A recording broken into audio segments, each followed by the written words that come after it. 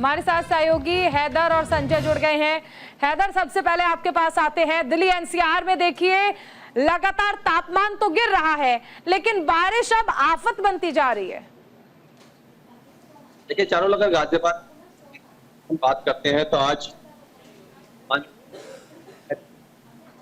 26 degree Celsius होने वाला है। तपिश जो है वो खास कर भी दिखाई दे रही है। जो पहाड़ों पे जो बारिश हो रही है उसकी कहीं ना कहीं जो राहत है वो लोगों को नहीं मिलती हुई नजर आ रही है। और मैदानी क्षेत्र दिल्ली एनसीआर के अंदर खास कर जो गर्मी का प्रकोप है वो लगातार नजर आ रहा है। बारिश होती है, बारिश के बाद जो है हवा बंद हो जाती है, जिसके बाद तपिश और ज्यादा बढ़ जाती है, जिसके बाद लोग जो है और ज्यादा परेशान हो जाते हैं। क्योंकि ऐसे में जब हवा चलती होती है तो हवा से लोगों को राहत मिल जाती है। लेकिन अब जब कहीं ना कहीं आज बादल छाए रहने की अनुमान है और रात को देर रात बारिश होने की संभावना है, तो वहीं आज 8 किलोमीटर प्रति घंटे की रफ्तार से हवा चल रही है। इससे थोड़ी बहुत लोगों को राहत मिल रही है, लेकिन ये राहत अभी मिलती हुई नजर नहीं आएगी। क्योंकि अब जो धूप जैसे ही बढ़ेगी आगे और कहीं ना कहीं तापमान बढ़ेगा तो लोगों को खासकर परेशानी का सामना करना पड़ेगा। क्योंकि लगातार बारिश का जो अनुमान लगाया जा रहा था वो अनुमान कहीं ना कहीं दरअसल पर फेल हुआ है। मौसम विभाग ने जो अलर्ट जारी किया था बारिश का, लेकिन उसमें गाजियाबाद में दिल्ली एनसीआर के अंदर ऐसी बारिश नहीं हो पाई है, जिससे लोगों को राहत नहीं मिली है। और लोग खासकर परेशान है गर्मी की वजह से, क्योंकि जो विद्युत कटौती है वो लगातार जारी है शहरों के अंदर। इसी वजह से लोग जो खासकर परेशान है, बारिश नहीं हो रही है और जो तापमान है वो लगातार बढ़ रहा है। तो ऐसे में लोगों के लिए राहत नहीं है। बारिश अगर होती है और हवा चलती है लोगों को खासकर भी राहत मिल सकती है। जी चारों बिल्कुल, संजय भी हमारे साथ बने हुए हैं। संजय, देखिए पहाड़ों का लोग रुख कर रहे हैं, लेकिन पहाड़ तो खुद ही नीचे आ रहे हैं। हम लगातार देख रहे हैं भूस्खलन की घटनाएं सामने आ रही हैं और कई जगह तो कई सारे यात्री भी फंस गए हैं। मैदान तक बारिश का दौर जारी है। ऐसे में चारधाम यात्रा भी पूरी तरह प्रभावित हो रही है, क्योंकि पहाड़ की बारिश से जैसे हालात हो कई मार्ग बंद हो गए हैं, जिससे कहीं ना कहीं जो प्रशासन है उसकी पूरी टीमें लगी हुई है और चारधाम यात्रियों को एहतियात बरतने के लिए कहा गया है।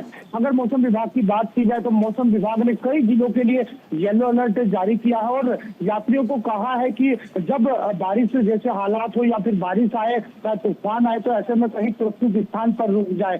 हालांकि पहाड़ों की बारिश का मैदानी जिलों पर भी असर पड़ रहा है। जो गंगा नदी है वो उफान पर है, जिससे जो आसपास के लोग हैं वहां पर रहते हैं उन्हें एहतियात बरतने के लिए कहा गया है। यानी कह सकते हैं कि लगातार हो रही बारिश से जो जीवन है वो पूरी तरह प्रभावित हो रहा है और आने वाले दिनों में भी सावधानी बरतने की जरूरत है। क्योंकि अभी मानसून में दस्तक भी है। जैसे जैसे समय बढ़ेगा ऐसे ऐसे जो मानसून है वो कहीं ना कहीं लोगों के बीच पहुंचकर लोगों की दहशत भी बढ़ा सकता है।